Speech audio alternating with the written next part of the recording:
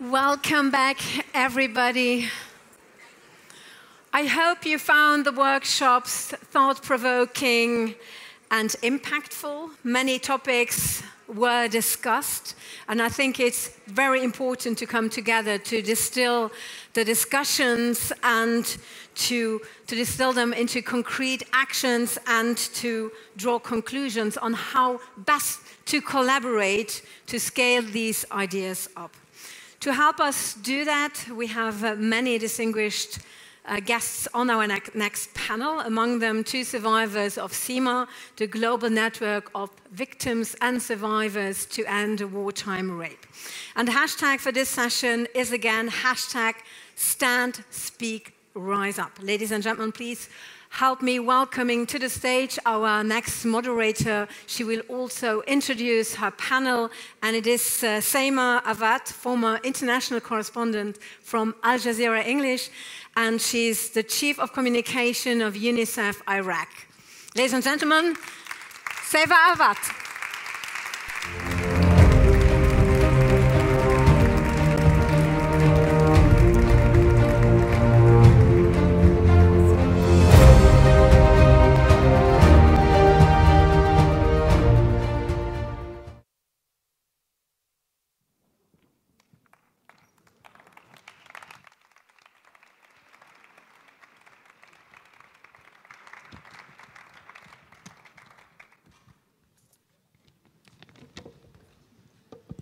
Bonsoir. Good evening, everyone. And thank you all for being here, and thank you to the Duchess for this wonderful, wonderful event and chance for us to really put our words into action, and center it on the most important party, which is the survivors. My name is Seima Awad, and I have come to you from Baghdad, Iraq, where I'm based as the Chief of Communications for UNICEF.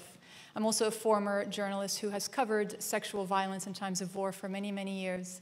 And it is really it's a real honor to be here to meet survivors from 15 different countries, of whom 2 are on our closing plenary today.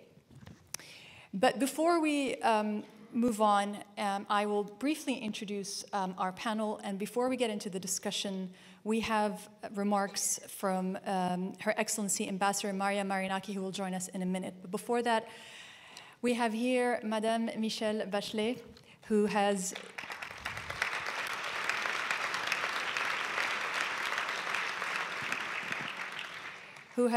joined us today. She is the High Commissioner of Human Rights for the United Nations. Welcome, bienvenue.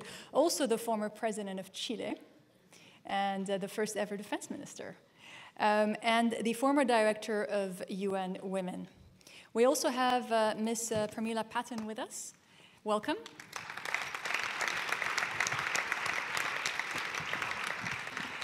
The UN Special Representative to End Sexual Violence in Conflict, but of course your engagement with women's rights go way back. You were a member of the Committee for the Elimination of All Forms of Discrimination Against Women, CEDA. So welcome. Thank you very much for being with us.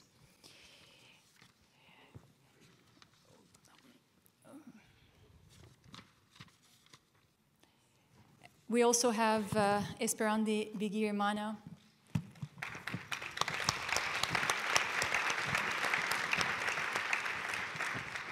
who joins us from the Healing Mind workshop. Welcome.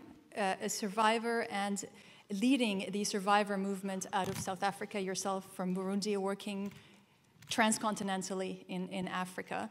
Also a member of CIMA and works on creative healing for victims or survivors of sexual violence. Thank you so much for being with us. And next to her, we've got Mr. Peter Maurer, the president of the ICRC.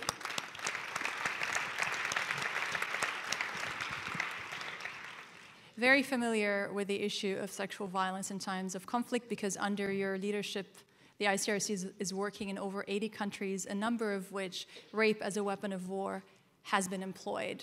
That includes, for example, South Sudan, Syria, and I can go on.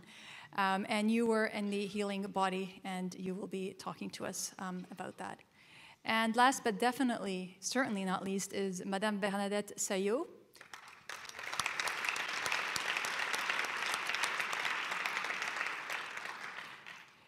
who was in the session Nothing About Us Without Us, also a member of SEMA, and also the founder of first of its kind NGO to support survivors and their families in her home country in the car.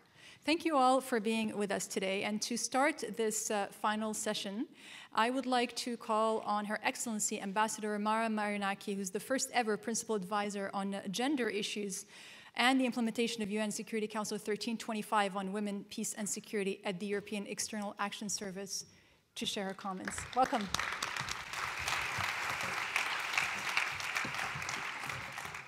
Thank you. Good afternoon, good evening to all. And indeed, it is a special honor and a special pleasure for me to join you on behalf of the European Union, and also to convey the warmest greetings of the High Representative, Ms. Federica Mogherini, who right now is in Afghanistan, conveying similar messages to her interlocutors. And of course, my special thanks go to Her Royal Highness, the Grand Duchess of Luxembourg, for your excellent initiative. You are an inspiration to all of us, Your Excellency. Thank you for your commitment. But most of all, we would like to thank all the women survivors that are here today with us, for your courage and your resilience. You are the proof that violence will not have the last word. And your voice can really make a difference to defeat the culture of violence and to give hope to many others like you to speak up. We're humbled by the stories of your lives, and definitely none of the rest of us can grasp the immense pain that you have suffered. You're all worthy of all of our help and support. And not to worry, Norma Bastidas, you don't need to break any more records for this purpose. Now we're all listening, and this is a first step of reparation that is long overdue. Now, high praise, of course, is due to Dr. Mukwege for his efforts, for his life work, for his foundation, and to the global network of victims and survivors to end wartime rape. Let me emphasize the importance of a holistic healing that includes transitional housing, therapeutic and legal support, community reintegration services, social protection, and economic empowerment for all women. We need to transform all our inspiration into action. This is already well noted. And, of course, we need to focus on having more empathy and more compassion in our decisions, since funding is important but does not cover all bases.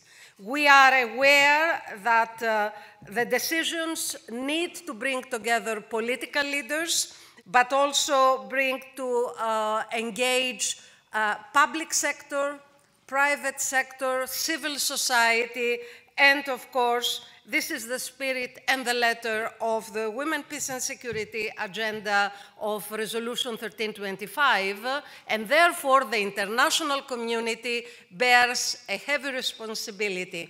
I can promise you that in April, when a special discussion will take place on sexual violence in conflict at the Security Council, the European Union will have a very loud message to convey in the name of all of you.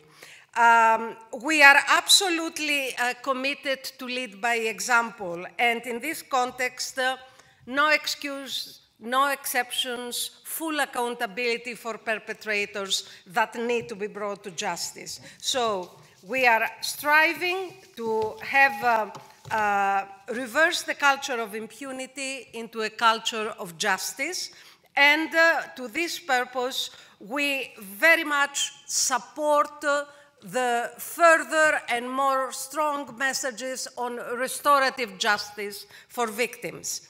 We welcome, therefore, the International Reparations Initiative, and we are ready to support in all possible ways.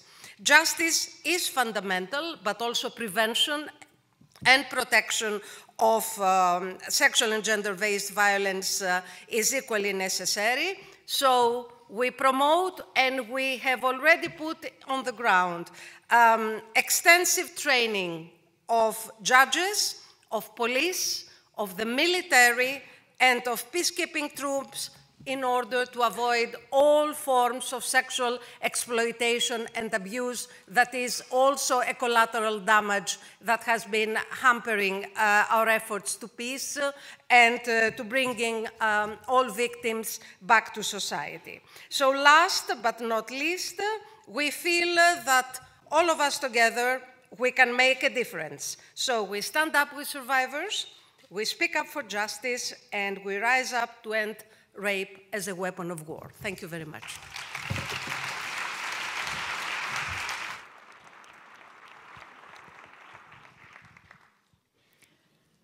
Thank you very much, Your Excellency. Bringing perpetrators to justice. Now that is a theme that I think is running through today's workshops.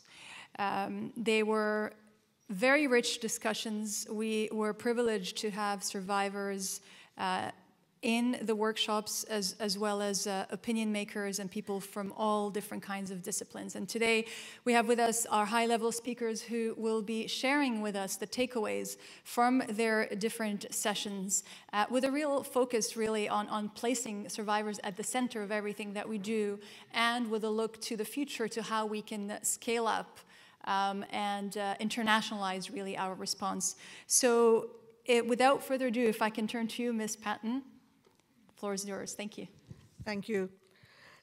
Thank you, Your Royal Highness, for organizing this conference. And the first message that I want to give to you is that the panelists were unanimous in saying that this conference is very different. It's not just another conference, because you have been able to put survivors first, that survivors are at the center stage of this conference. And on the panel that I was, there were survivors, there were activists. There was also the husband of a survivor, and I think that is unique. And it's been a real eye-opener for me, and in terms of the very, very concrete suggestions and takeaways certainly from the perspective of my office. I hope I will be doing justice to this rich panel discussion that we had on ending stigma. The first takeaway is that addressing stigma, ending stigma, is an emergency for two reasons. One, lives are at stake, and many panelists evoked the brutality with which the sexual violence is being perpetrated. So much so that one panelist called it, and I fully agree with her, it's about sexual terrorism. I think the brutality of the sexual violence being perpetrated in different parts of the world. If only last year we had like 4 attacks in the whole of South Sudan, where there were on average 200 cases of reported sexual violence of the most brutal nature. I'm not hearing about rape, I'm hearing about gang rape, women and children being tied to rocks and trees and being gang raped. And this afternoon, panelists evoke, for example, the rape of a 7-month baby 2 weeks ago in the DRC. Fortunately, she's now in Panzi Hospital receiving the necessary care. So when we talk about stigma, we also have to think of those young children, those babies. So what awaits them? So really, we are talking about an emergency because lives are at stake. The consequences of stigma are far-reaching, from physical to psychological, but also it leads to ostracism. And panelists shared that the number one consequence, the first manifestation of the stigma is through rejection.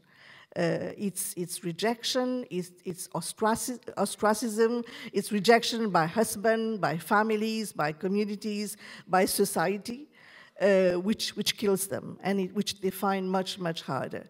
That's the number one reason why we have to deal with stigma as an emergency.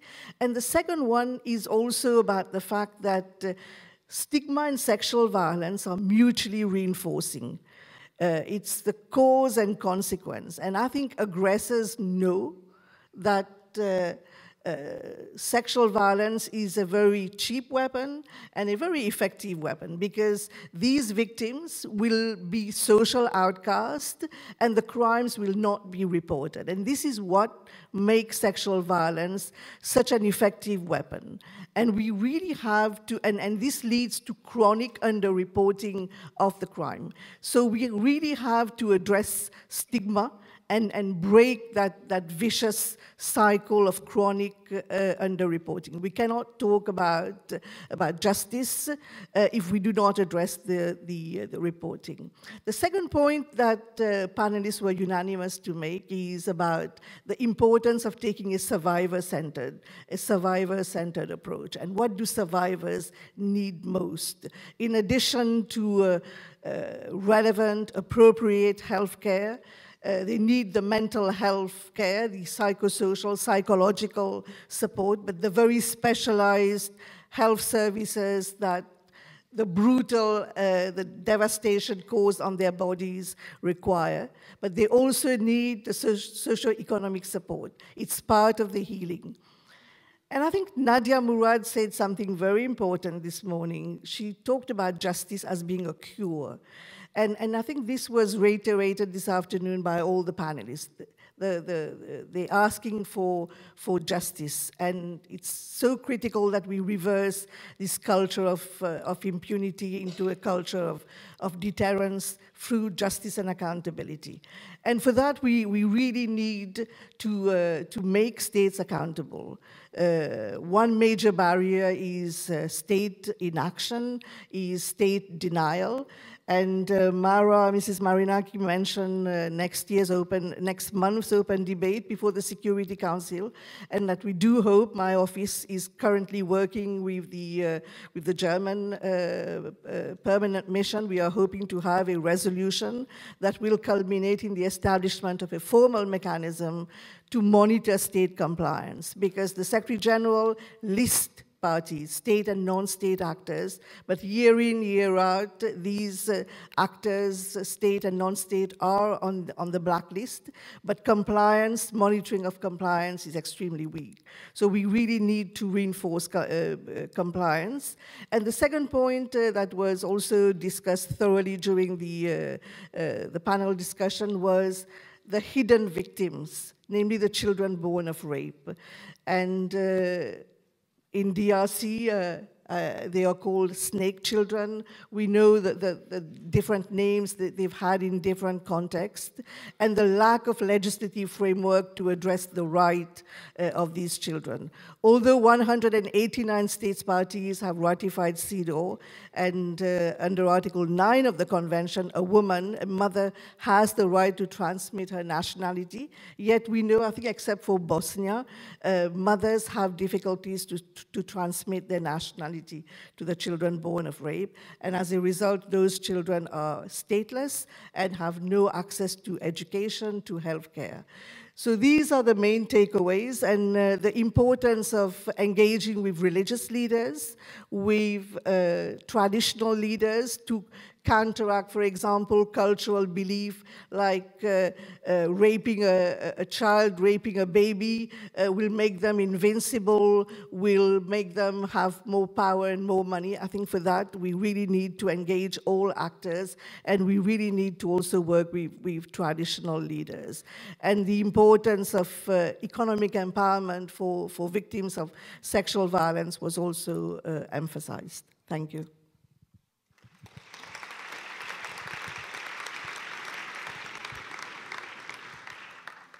Thank you very much. Sounded like a fantastic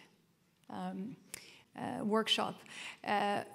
Esperande, you were in the Healing the Mind workshop. Yes. Yeah, I was in a Healing Mind workshop. We had a very good time. Thank you so much to our partners. So we come up with like 5 main points, although we discussed a lot. So the first point which comes in was economic empowerment. For most of us who were in the panel, it was well discussed, the survivor and how people were saying, like, we cannot talk about the healing mind without talking about economic empowerment. They give example of Dr. Mukwege Foundation model that can be useful for survivors. And also experts on a healing mind, they were able to discuss about meditation, to give a time for survivors, meditation time about their lives, what happened. And also we come up with another point, which was community healing, especially for survivors who are raped in public and who have kids born out of rape. Most of the time they are vulnerable in their community. Community doesn't understand them. They look like they are outcasts. So emphasis was saying, although we can have everything, we need a community healing, to go back to the community, to try to explain to the community how those kids were born and what happened. And the fact that it was a crime, but those kids didn't do anything wrong. They need to be taken care of and they look after for. So another point we come up with, we say, yes, healing mind is a starting point. It's very, very important. But healing is a journey. It's not something that you can do in 5 months or 1 year. Depend to the victim or survivor. So it's a journey that if you are doing in a model for healing, just put in mind that some will be healed so quickly, others will take years, or maybe some will never be healed. They will be always in your hands, so there's no limit of time. And also from Maggie Shalom, she emphasized that love in whatever kind of care we are giving is much, much important. That wherever we save, don't feel pity of them. Just save them as you save your family. They will feel loved. They will just have a dignity, which was very important that the panel asked me to put down. That's the point we discussed. Thank you. Thank you very much.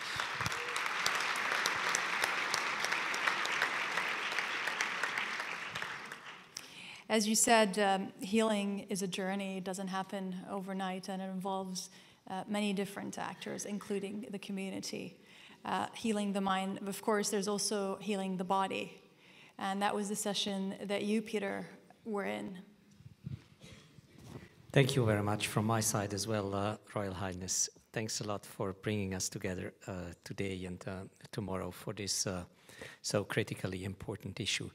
I think our discussion turned around 3 main themes. One is the approach to take, the second was about challenges, obstacles we encounter, and the third was about solutions. And unsurprisingly, probably, our discussion went into similar direction than the previous discussion. But in terms of approach, I think there was a lot of recognition today that the survivor-based approach is really the most productive way to enter into this subject. Put the survivor at the center and the need of the survivor at the center, and then try to find what the best contextual solution is.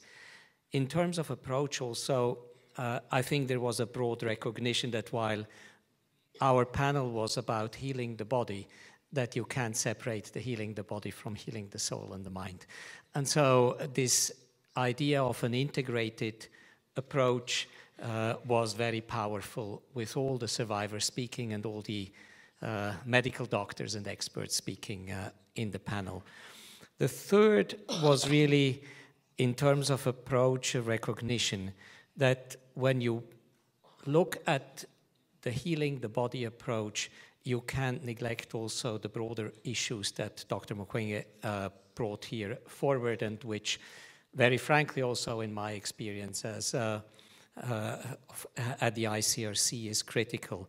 That while it is critically important to formulate a satisfactory medical response to sexual and gender-based violence, it is also important to keep the justice track, the income generation, autonomy track open, and to see those 3 or 4 critically important issues as intrinsically connected.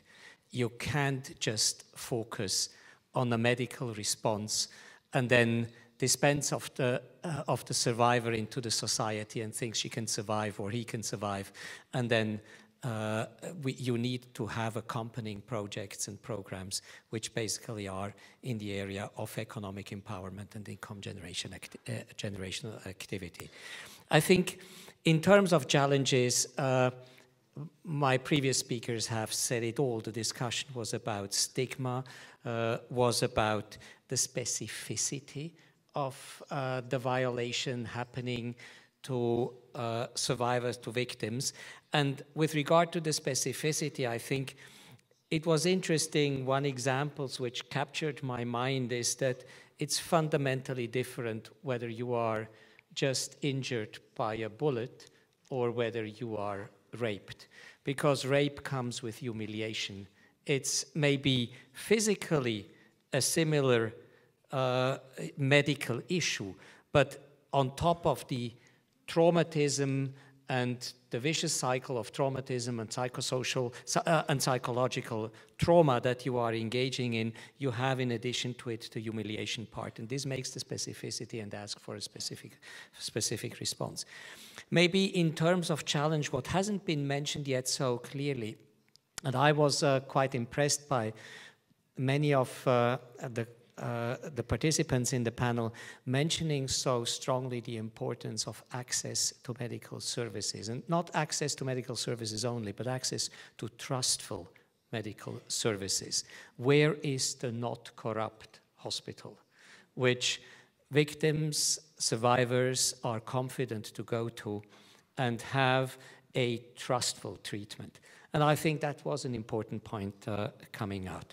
In terms of the solution, again, I think a lot has been said already. But having or looking at the health system, the cost of the health system, and the obstacle, the economic obstacle, and looking at having better access and free care offered for the specificity of some of the sexual violence victims and for the injuries through sexual violence is something to look at critically. I think it was highlighted quite specifically, and I think it is an important element in the discussion that we really look at the health system and how it treats and delivers.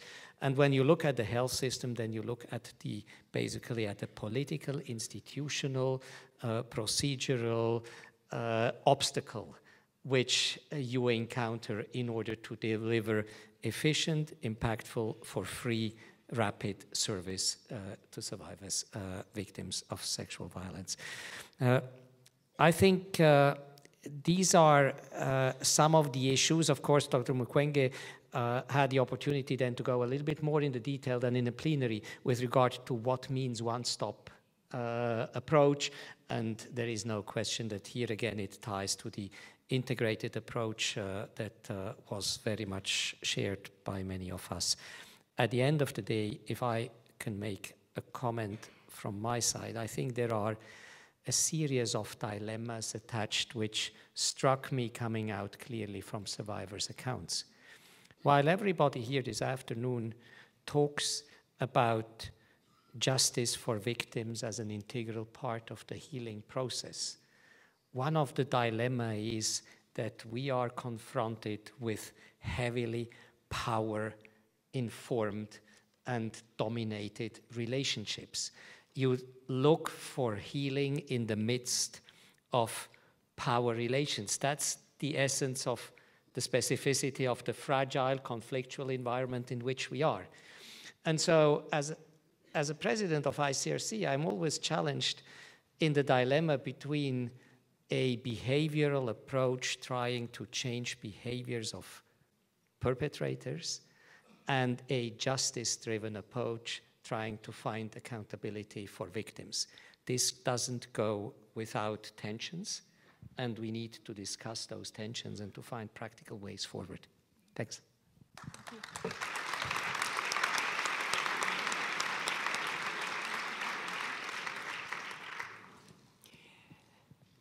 So, holistic approach and a survivor-centric medical response really stand out, and I think our key points take away. And the issue of stigma is really interesting, especially, and the point that there's an element of humiliation that comes with rape as a form of violence, and the need to really shift the narrative where survivors are sung heroines.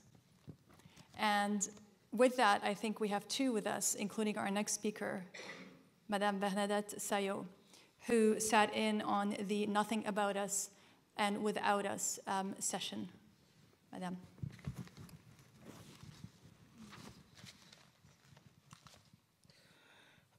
Merci. Votre Altesse Royale, la Grande Duchesse, c'est un honneur que vous avez offert aux victimes, aux survivantes, pour consacrer votre temps et à mobiliser un public de telle dimension, rien que pour nous écouter, rien que pour prendre en compte nos voix, entendre nos voix.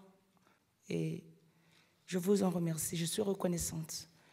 Là où j'étais, il y avait différents pays, mais curieusement, il y avait les mêmes préoccupations. Les victimes avaient les mêmes préoccupations à travers leur communication. D'abord, les victimes disent haut et fort qu'elles ne sont plus seulement, elles ne sont plus des victimes, qu'elles sont au-delà des victimes. Elles sont au-delà. Imaginez un instant le courage, ne fût-ce que ça, que j'ai pour affronter vos regards, le courage que j'ai pour parler. Que mes sœurs qui sont passées ici depuis ce matin, il faut du courage pour parler, surtout devant un tel public, surtout pour porter la voix des autres. Et aussi, d'ici, quand nous allons repartir dans nos pays respectifs, imaginez comment nous allons affronter les regards de ceux qui nous persécutent. Mais nous avons ce courage. Avec ce genre de soutien, heureusement, nous avons ce courage.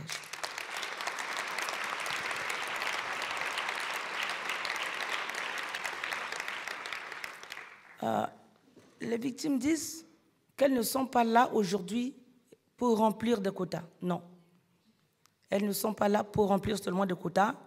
Elles disent qu'elles ne sont pas là seulement pour cocher des cases. Non. Et que l'heure n'est plus à des négociations. Jamais. Elles disent haut et fort que l'heure n'est plus à des négociations, mais elles doivent être au cœur de toute discussion. Rien sans elles.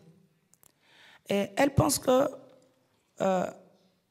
on ne peut rien changer si on ne veut pas les écouter. Et c'est pour dire qu'il faut les reconnaître d'abord. Il faut reconnaître l'existence de ces victimes-là. Tous ces enfants issus de viols, dans les conflits. On ne peut pas se fermer les yeux là-dessus. Il faut commencer par reconnaître ça. Les États doivent reconnaître ça, malgré l'existence des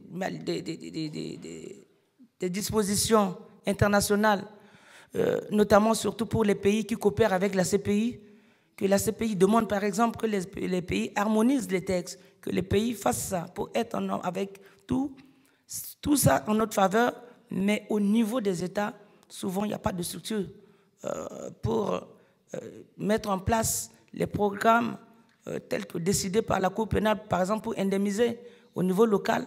Il n'y a pas de stratégie. Toutes les stratégies sont absentes. Les survivantes pensent que travailler avec les survivantes, pour elles, c'est travailler pour la réparation déjà, et c'est déjà travailler pour la paix. Voilà ce qu'elles pensent. Et on se dit aussi que la meilleure façon d'aider le monde entier, c'est d'écouter les victimes. Les femmes sont donneuses de vie. Et celle-là, cette donneuse de vie, humiliée, fragilisée, méprisée, si celle-là n'est pas écoutée, croyez-moi que c'est que le monde n'est pas écouté. Personne n'est écouté. Celle qui vous a donné la vie a été humiliée. En plus de ça, elle n'est pas écoutée. Malgré ses cris, ses lamentations. Il faut nous écouter. Vous devez partir d'ici en esprit, on vous en supplie, de réitérer à tout le monde que les victimes veulent être au cœur de toute discussion, le processus de paix. Il n'y aura jamais de paix si on ne prend pas en compte les survivantes de tant des conflits. Je vous remercie.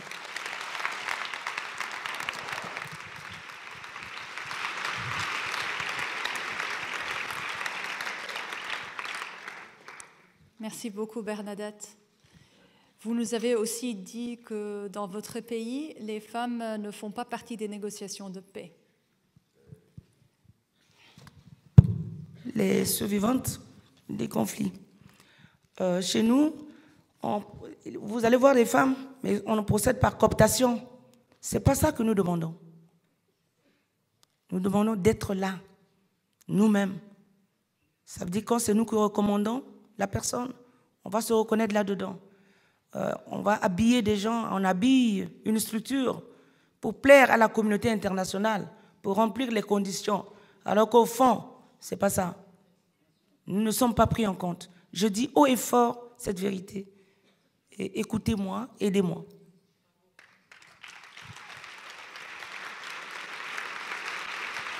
Merci. And I think it's fair to say that the fact that survivors are not at the center is something that goes beyond your country. And I think part of what we're trying to do today is to completely shift that. And I wanted to turn to you, Madame Bachet, because of your particular position as someone who really works internationally and has a global view. From your perspective, being really a proponent of human rights and having worked on ending sexual violence, are there any global lessons that we've learned that we can apply to different contexts in order to, first and foremost, place survivors at the center of a discussion, and second of all, have more justice? Well, I think one of the amazing things that we heard about in the 4 workshops, as you have said, is that everyone, even though the workshop were looking at prioritizing certain particular aspect, everyone said we need a holistic and comprehensive approach. And the second thing that I think everyone also acknowledged, we need the victims' voices. But not the victims' voices only to listen to them. We need them to be active in the design of the policies. We need, because what one victims understand as justice is different maybe as others. Everybody wants the perpetrators in jail. Yes, I think everybody wants that. We all want that. And as an office, we'll work very strongly to have all the information that will permit to give to national trials or to international courts, so they will be held accountable and brought to jail. And sometimes it could take a little bit longer, and some other will be faster. But justice for many women, because we're talking about a broader aspect, for many women it's also to how we confront and address stigma, how we ensure women's economic autonomy. So because many of these women they're not only victims of gender-based violence, many of them have a lot of other factors that all together produce a lot of sum of discrimination, because many of them are poor, from rural areas, illiterate. Many of them, as is mentioned by Pramila, they have been abandoned by the families, rejected by the families, particularly when there is a child born of rape. So we need to understand all the needs that survivors need Is it at work? Is it a uniform because they're young girls and they want to go back to school and to restart their lives? I mean, the health needs. And the health need, not only the physical, but also the psychological. But at the same time, we need a comprehensive approach. So the thing is that one of the problems that we have today is that we have a lot of different actors who are working, many of them with a lot of enthusiasm, with a lot of commitment, but they do it in a way of silos. So we speak about a comprehensive way, but we do it sectorially. And so there is a group who are providing physical health, healing, others psychological healings, others are trying to work on development issues, others on health issues, others on educational issues, and we don't have this comprehensive approach, because at the end we finalize working on what is particular. So in that sense, when we're talking about how we collaborate to scale, I think many of the words we see here are really essential. Partnerships, because it's not one single actor who's going to do what needs to be done. All of us need to stand up, speak up, and rise up. But we also need to coordinate efforts so we can really get this comprehensive and holistic approach. In that sense, me and Pramila, we are both from the UN, we need to ask the UN to work in a more coordinated way to ensure that victim voices are there. And I have the experience in my country when you produce center approach, people-centered policies, they work much better. First of all, because they are in the middle of it, it's what really people feel it needs to be done. It's not what some bureaucrats decided in an office or in a building. I haven't been myself a bureaucrat, but I truly believe in policies that really consider people experiences. And the second thing I want to say, when we're talking about a holistic and comprehensive approach, there's something that is indispensable. That is the acknowledgement of what happened. Because as a government does not acknowledge what has happened, it's not, many times they will say there's no resources. But to be honest, you don't need to be a rich country to reparate victims. Because there are financial reparation, but there are also so many other symbolic reparations that are important as well. First of all, the state can ask forgiveness. Forgiveness to the victims, even they were not the ones who make the violence. Somebody has to take responsibility. And that is so important. Second, you need to hold accountable perpetrators. So state needs to do that, because the only way of reconciliating a nation is first truth, that everybody knows what happened. I mean, everybody in terms of general. In personal stories, it's a choice of every person. Second, justice and reparations, because we really, is the only way that a country, as you said it, is the only way to build peaceful societies and sustainable peace.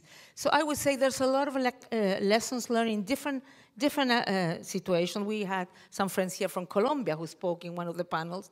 So there are different lessons learned, but I think we need to do much better, much more, because we need to do this comprehensive and holistic approach that we're not very used to do, to be frank. Neither states, neither international community, and that's why and finally, victims are essential. And I want also to not only thank, but really commend you, Your Royal Highness, because to make that survivors is the voice of survivors, what we have been listening here, but is the voice of survivors that will guide us and what needs to be done. Thank you so much.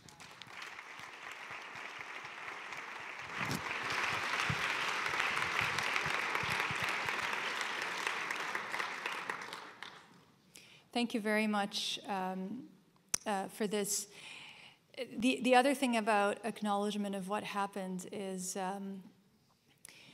that's how you break the silence, ultimately, because there's an element, there's an institutional element to it all, which is very important as a starting point. And, you know, stigma really ultimately silences. And if you're silenced, power is taken away from you. And I think that's a very important point. And the importance of a comprehensive approach, of building alliances, building a movement, which is what we're hoping to do moving forward. And it was interesting to hear, you know, from the perspective of being with the UN. I don't know if there's anything you would like to add, Ms. Patton, to that. Well, maybe I really think that the point has been made that we have to work together. We have to join forces, leveraging our comparative advantage for maximum impact. And also, I think we really need to expand our circle of allies, stakeholders, and champions, and also sustain the political momentum that has been generated with this conference and in recent years to really drive forward change on the ground. This is what we need. This is what we hear from the survivors, that change on the ground. And I think it's true that at the UN we feel this on a daily basis, that more is expected from us at a time when resources are becoming more scarce. But I really feel that we really have to marshal available resources for a response that is really equal to the scale of the challenge. And I just wanted to pay tribute to the husband of a survivor who reminded us today that we also have to work with the families of survivors. And I hope that at the next conference we will be inviting more families, more husbands of survivors, because the survivors that I have met from Maiduguri, Nigeria, to Sudan, South Sudan, Mali, they express their worst fear after the sexual violence. Their worst fear is the rejection by husbands and families, or feeling so ostracized that they cannot go out to public places, to markets, and to churches.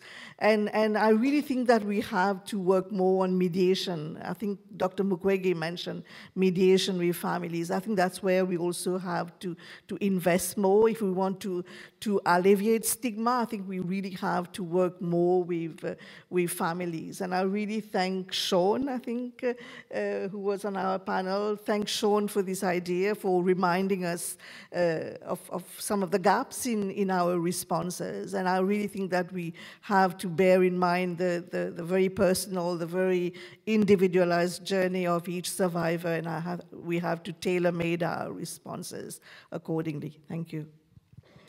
Thank you very much.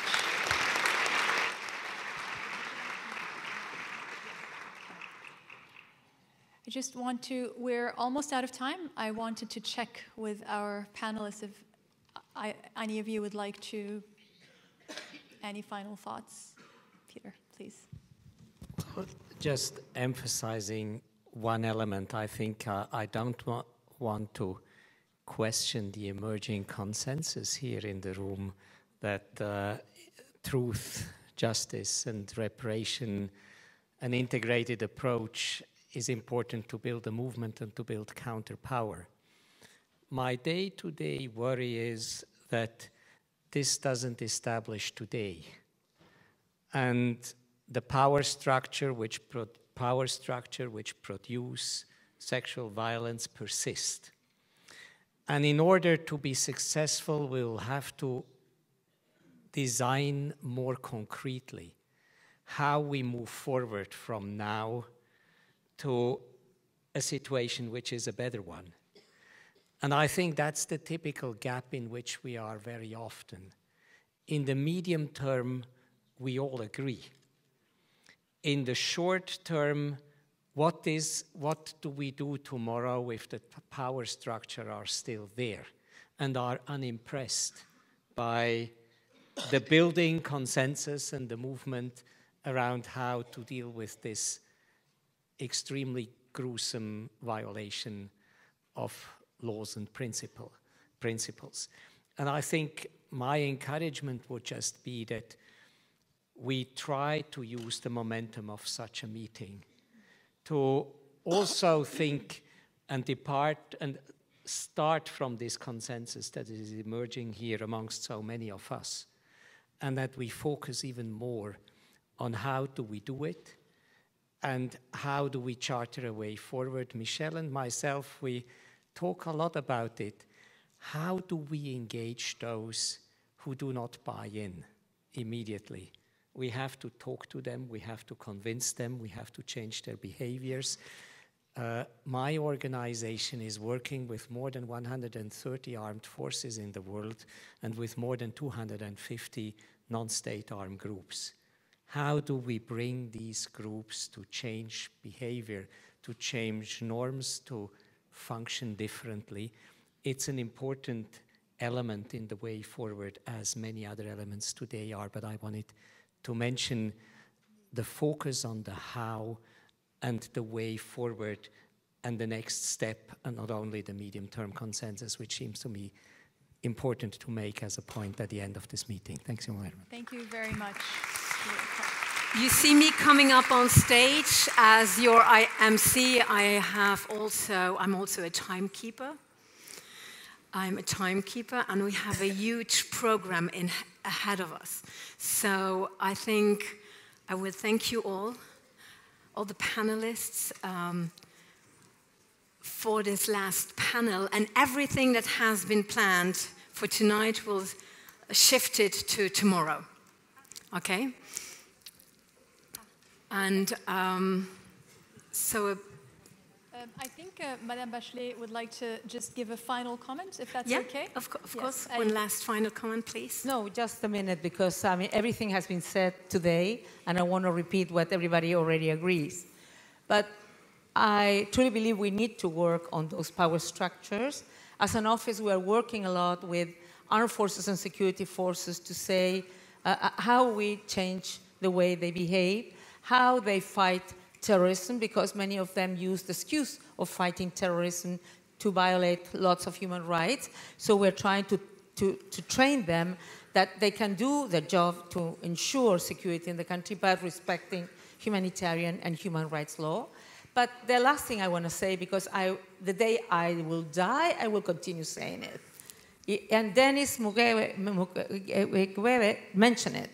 If we do not change the cultural perception that women are citizens of second class, that they don't exist, we will always have situations of violation of women's rights, gender-based violence or other. So we will continue ensuring women's rights, women empowerment, women equality, because we need to stand up, speak up, rise up for women's rights, and to end rape as a weapon of war, but to ensure that women's rights are respected everywhere. Thank you. Thank you, Madame Bachelet, and Her Royal Highness the Grand Duchess of Luxembourg has now the stage to close this day one of the forum. Stand, speak, rise up to end sexual violence in fragile environments.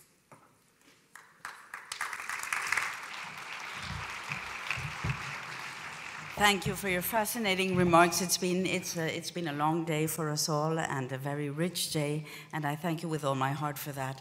I just wanted to take this occasion to address something very special and dear to my heart to Mrs. Patton and to Madame Bachelet, to both of you, because when I was a few months ago in Lebanon, in the valley, in the Bekaa Valley, visiting a Syrian camp, a few Syrian women took me apart, and it was very emotional for me. They talked to me and they told me about the drama of children born of rape, which I personally did not know about. And again, talking with Bernadette the other day and with the survivors, the topic came out many times. Many of you talked to me about the drama of children born of rape. So I wanted to take this occasion, with all my respect and affection, to solemnly present to you a document that I have prepared ahead of the conference. That's very important to me, and I know it's very close to your hearts also. And it calls for this issue not to be ignored. I know your commitment to address the problem, and that you will do everything to find concrete solutions and to provide access to care and education and recognition to these children. So thank you so much for your untiring commitment, and let's keep on working on this very dramatic issue.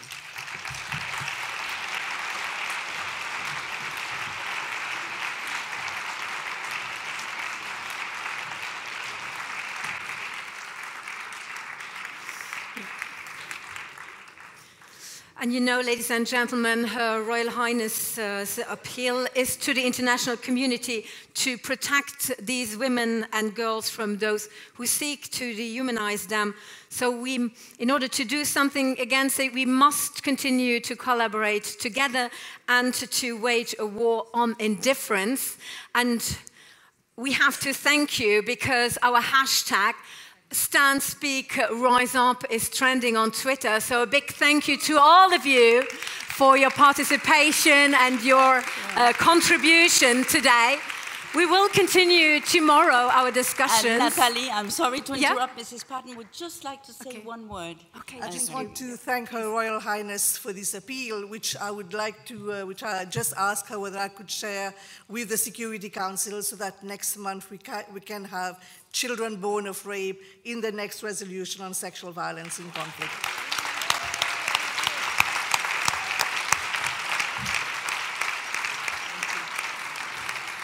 Thank you very much, and I think it's a wonderful note on which to end this day. One, if you join us in the Philharmonie, it's just across the road. See you there. And tomorrow morning we continue early at 8:30. Welcome coffee will start. Audrey Pulvar will take over tomorrow. Thank you for your contributions today. It was my pleasure to be with you here today. Thank you.